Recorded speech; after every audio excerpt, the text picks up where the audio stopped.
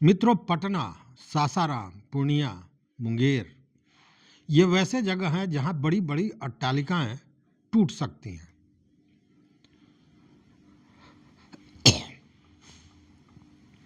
क्योंकि राजस्व एवं भूमि सुधार विभाग एक्शन मोड में है। चूंकि राजस्व एवं भूमि सुधार विभाग एक्शन मोड में है।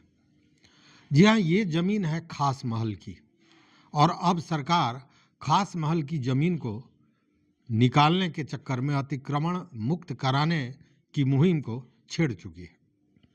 पिछले दिनों आपने सुना भी होगा, मंत्री महोदय ने एक बयान दिया था, दिलीप जायसवाल ने, और उन्होंने कहा था कि पटना में खास महल के जमीन पर 10 मंजिला और 5 मंजिला मकान बनाकर लोग हंस रहे हैं।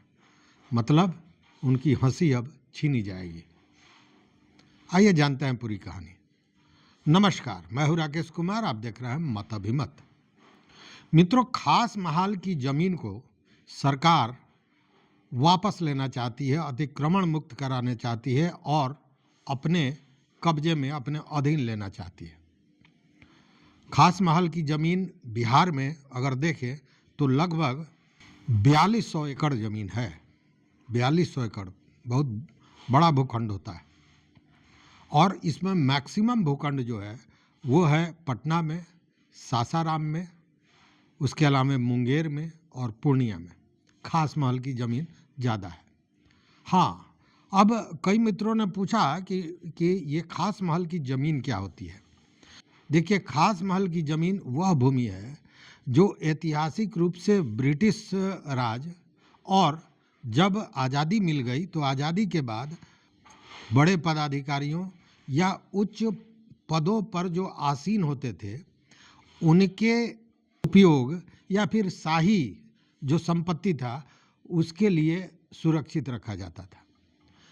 एक तरह से मानिए कि वो पूर्णतः सरकार की ज़मीन थी आज़ादी के बाद, और उसको सरकार अपने हिसाब से पट्टे पर देती थी और उसका रेंट लेती थी, या फिर उस पर उच्च पदाधिकारियों के लिए भवन निर्माण होता था, उनके रहने के लिए ऑफिस बनाए जाते थे, दफ्तर बनाए जाते थे। खास महल की ज़मीन वही थी। अब उस खास महल की ज़मीन को अतिक्रमण मुक्त कराना है और अधीन लेना है। अब अतिक्रमण मुक्त और अधीन दोनों दो चीज़ हो रहा है, इसको ज़रा समझने की ज़रूरत है। देखिए, खास महल की ज़मीन को पट्टा पर दिया जाता था एक निश्चित समय के लिए, और उसके बाद उस पट्टे का नवीनीकरण होता था, या यूं कहें कि जो रेंट पट्टाधारी जो थे वो रेंट देते थे और उसी आधार पर उनको वो ज़मीन पट्टे पर दिया जाता था। लेकिन हुआ क्या कि बहुत पुराना पट्टा सब है, उसका नवीकरण बहुत कम हुआ है, 9 के बराबर हुआ है। और सबसे बड़ी बात क्या है कि आज जो बाजार मूल्य है उस हिसाब से खास महल की ज़मीन जो पट्टे पर दी जाती थी उसका रेंट इतना कम है, या यूं कहें कि 9 के बराबर है, नगण्य है।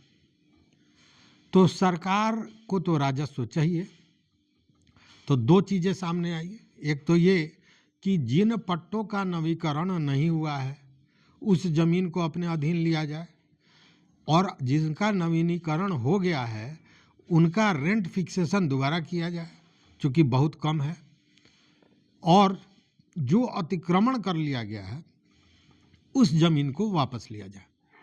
देखिए, खास महल की ज़मीन हमने बताया कि पट्टे पर दिया जाता था। उसमें किया क्या है लोग, बहुत से जगह इस तरह की बातें आई हैं कि पट्टा 50 साल पहले, 60 साल पहले, 70 साल पहले किसी ने ले लिया, सरकार ने खास महल की ज़मीन को पट्टा पर दे दिया।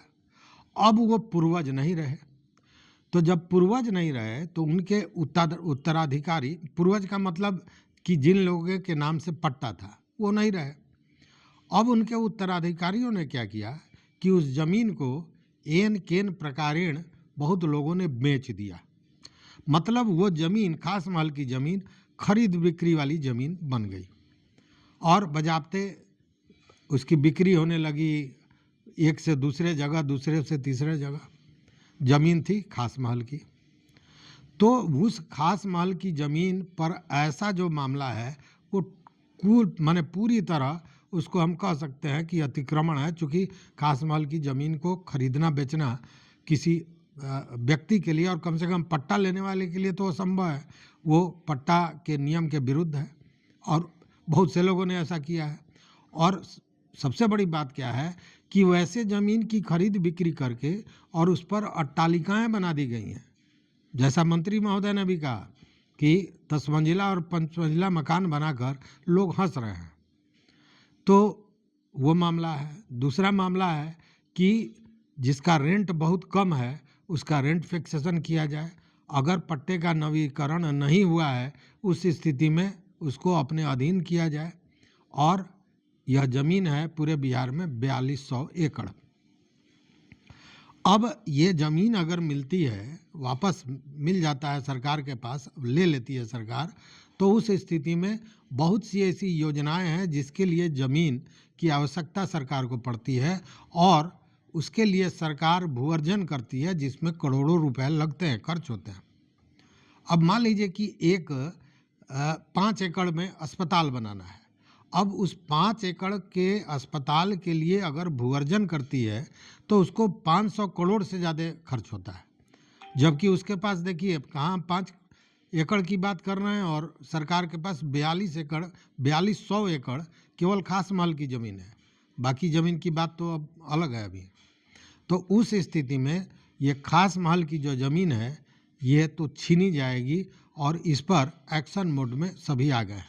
हाँ, मंत्री महोदय ने एक बात जरूर कहा है कि जो सही में पट्टाधारी हैं, मतलब सच में जिन्होंने पट्टा लिया है या पट्टा लेने के बाद समय बीतने के बाद उन्होंने नवीकरण किया है, तो वैसे जो लोग हैं, जो सही लोग हैं, उनको किसी तरह से परेशान नहीं किया जाएगा। मतलब ये गाज उन लोगों पर गिरेगी जिन्होंने पट्टे का दुरुपयोग किया या उस ज़मीन की खरीद बिक्री की या उस पट्टे वाली ज़मीन पर किसी ने कब्जा जमा रखा है, उन लोगों पर गाज गिरने वाली है। मतलब कि खास महल की ज़मीन पर जो वैध स्वामित्व है उन लोगों को कोई परेशानी नहीं होने वाली है। ये अतिक्रमणकारियों पर ही ये डंडा चलने वाला है। अब एक चीज़ और देखिए, अभी सब जगह न्यूज आ रहा है कि जिन लोगों ने 50 साल या उससे पूर्व, मंत्री महोदय का भी बयान है कि जिन रैयतों ने 50 साल से पूर्व से ज़्यादा समय से किसी ज़मीन पर कब्जा कर रखा है तो उस स्थिति में उसको न खतियान की ज़रूरत पड़ेगी न केबाला की ज़रूरत पड़ेगी, ज़मीन इसके नाम से हो जाएगा। अब इसमें कई लोगों को भ्रम हो रहा है कि आखिर वो कौन सी ज़मीन, किस ज़मीन की बात हो रही है। चूँकि बेतिया रेंज की ज़मीन भी बहुत ऐसी है जो 100 साल से लोगों के कब्जे में है, तो क्या ज़मीन उसकी हो जाएगी। कई ज़मींदारों की ज़मीन वैसी है, कई गरमजरुआ आम है, गरमजरुआ खास है, कैसरे हिंद ज़मीन है, खास महल की ज़मीन है जिसको लोग 50 साल से ज़्यादा से उसका उपयोग कर रहा है, तो क्या उनकी हो जाएगी। यह स्थिति स्पष्ट करनी चाहिए। जब बातें होती हैं तो स्पष्ट होना चाहिए। हालांकि कुछ चीज़ें सामने आई, जैसे कहा गया कि अगर खतियान नहीं है, केबाला नहीं है, तो आप बंदोबस्ती की रसीद दे दीजिए। मतलब ज़मींदार ने जब बंदोबस्त की तो जो रसीद काट के दिया होगा वो रसीद दे दीजिए।